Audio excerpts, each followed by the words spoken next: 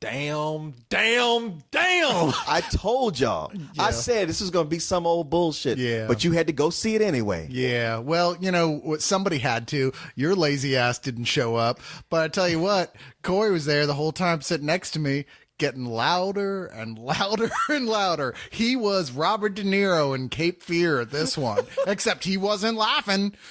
Oh, no. Now, come on now. You know black people don't talk in theaters. That's just preposterous. But yeah, I was about to say, that's insane. This isn't a black people thing.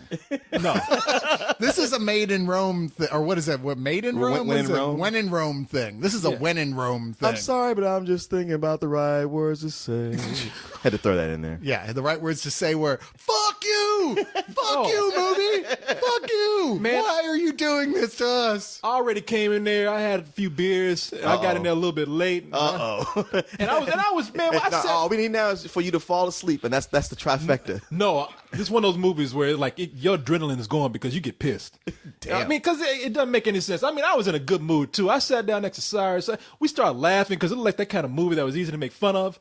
But it was just obvious very soon that this movie was one of those films where they didn't have shit to do. Yeah, it was. I would say it was obvious soon, like in the trailer before you even walked in the door. I'm a fair man, Leon. Now I like to go in and judge things properly, and I judge this as some bullshit. I told y'all how I don't judge movies by trailers. Yeah. with the exception of this. I was one. going to say, you always say trailers lie. Except not this time. in this case. It was truly honest trailer. It was George Washington of trailers. Oh no. Yeah, no. Come on, you guys saying that Dak Shepard couldn't save this? Man, Nothing could save this. Dak Shepard was in the fucking water pulling the movie down. Shit, you know what I mean? If I gotta go, all you motherfuckers are going with me. I mean, it's almost like he came in to sabotage this shit.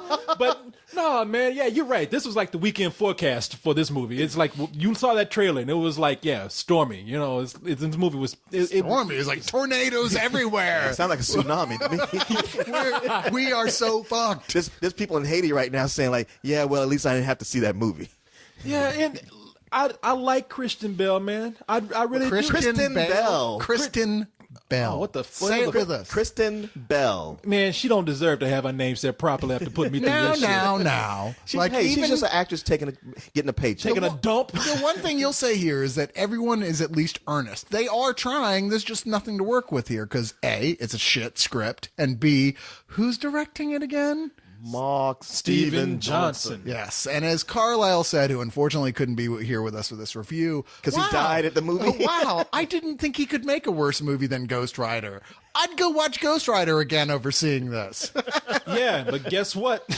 Lo and behold, and we mentioned this before, he is the director of Daredevil, Ghost Rider, and now When in Rome. He also did that weird midget movie, Simon Birch.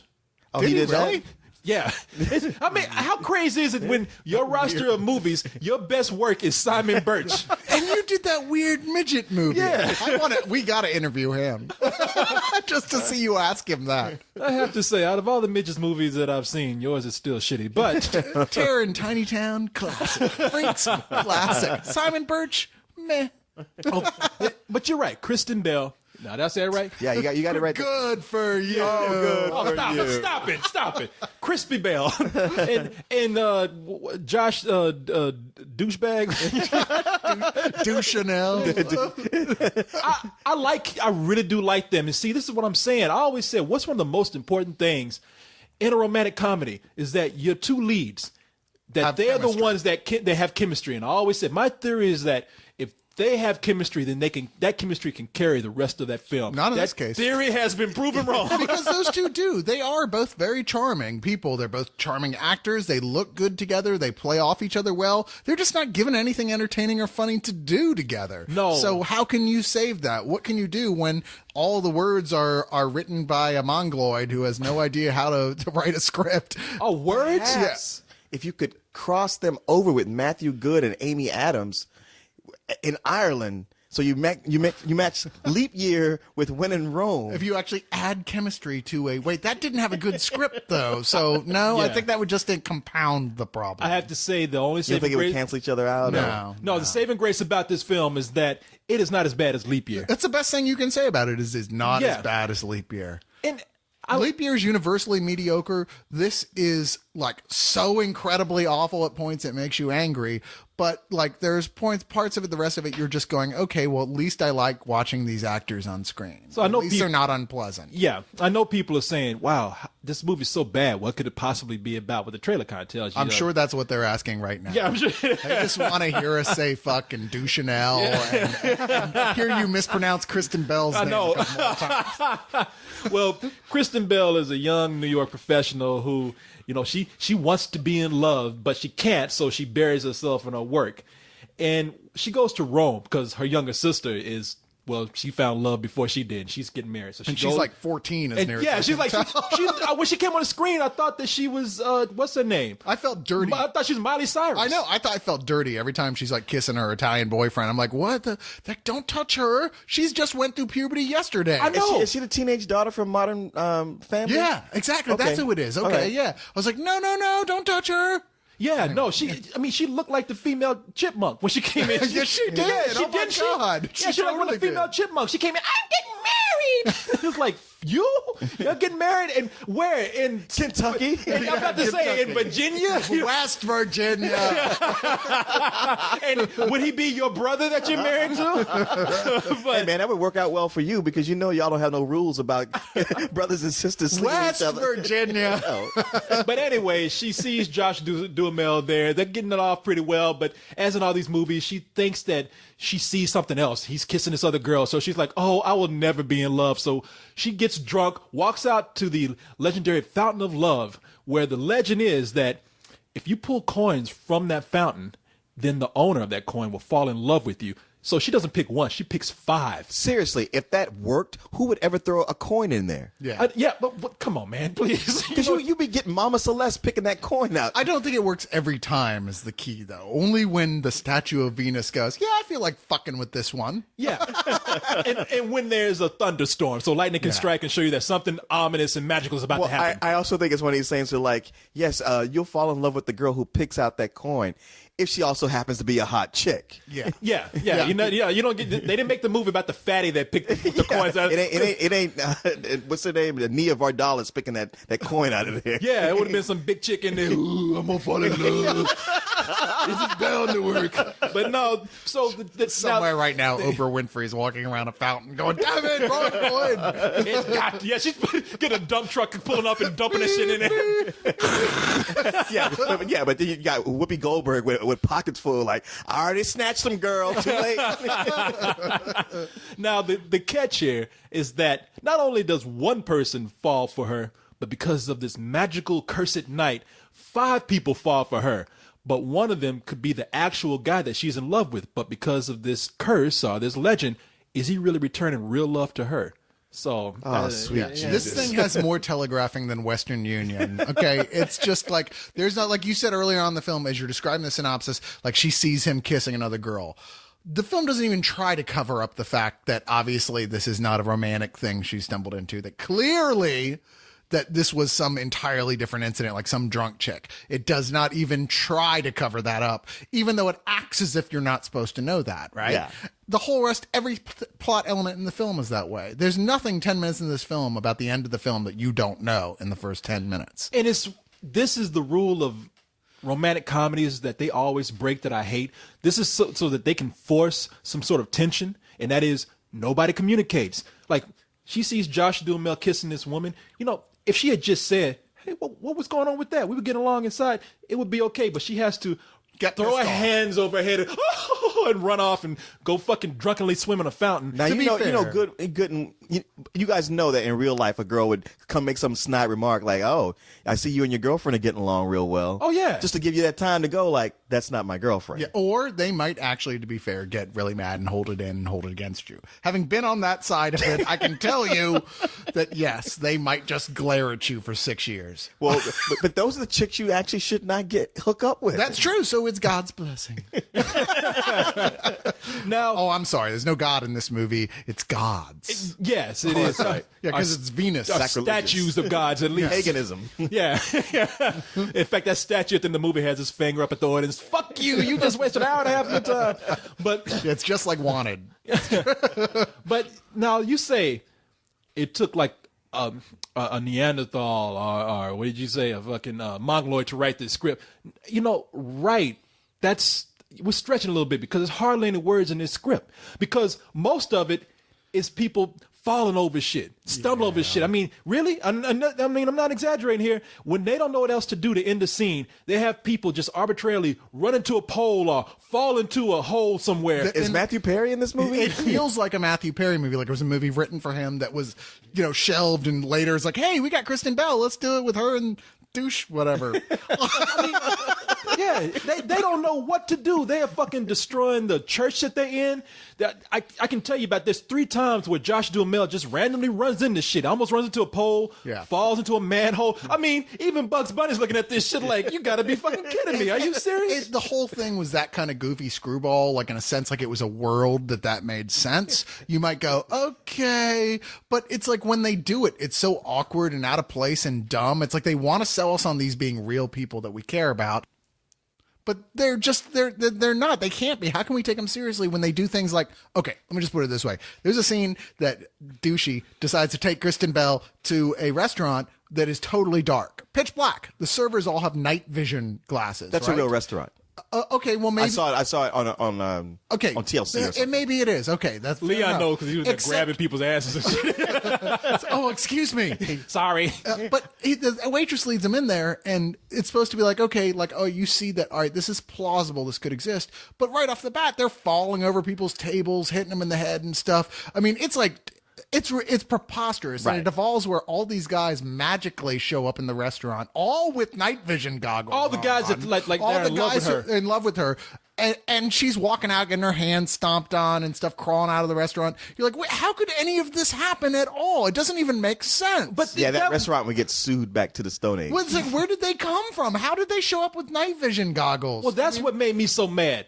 It's like it wasn't enough to just end scenes with people falling. I was like, all right, this is bad, but you don't know what to do. Just end it with somebody doing some kind of pratfall. That's stupid, but whatever. But then they just put in a whole unnecessary scene that was an excuse for people to walk in the dark. Why? Just so they could fucking stumble over each other and do these goofy little fucking physical jokes. And I'm just like, all right, you know what? This is where I'm just saying, fuck y'all, man, because you're not even trying here. Yeah, I'm going to make a comparison of all things to James Brown here with the whole, like, he'd go, hey, I need a line here. Wow! There you go. Here they were like, we need a line here. Fuck it. Just have them fall into a hole.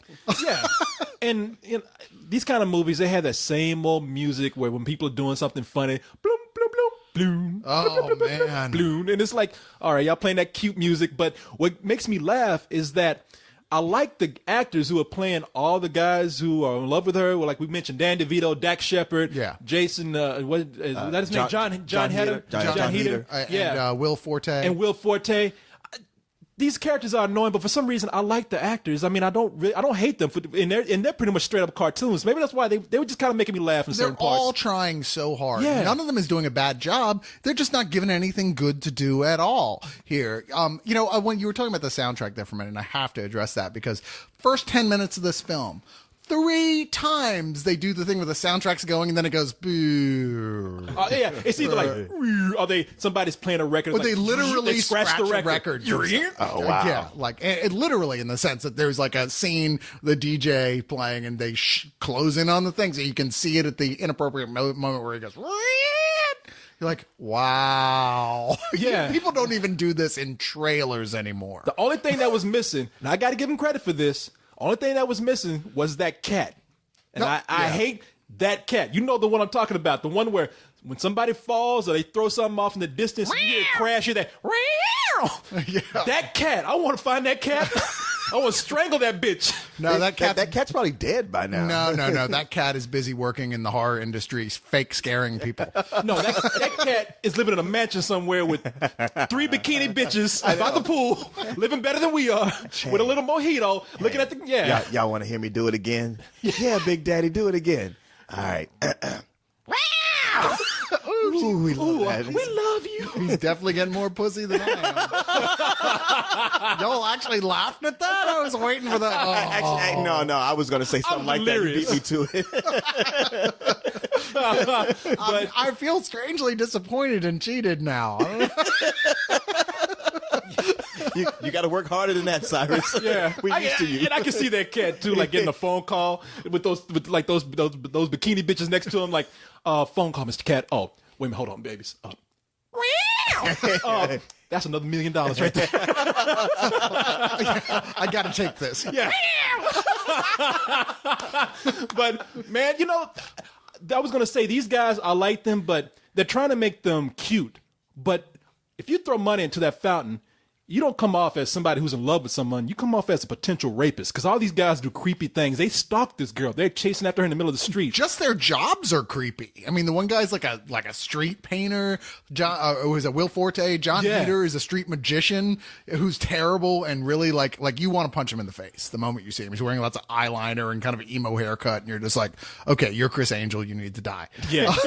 I mean, they're freaky people, except for Danny DeVito, who is totally lovable, and she completely should have chosen him regardless of anything else. Yeah, I'm totally serious. He was the one that seemed like he was really not only in love with her, but could take care of her pretty well too. He was the one guy the script required, despite how little it made sense in the context, to be the one who kind of was like, you know what? Love is about doing the right thing for people. And you're like, wow, this is a really nice guy. He deserves to be rewarded for being such a nice guy.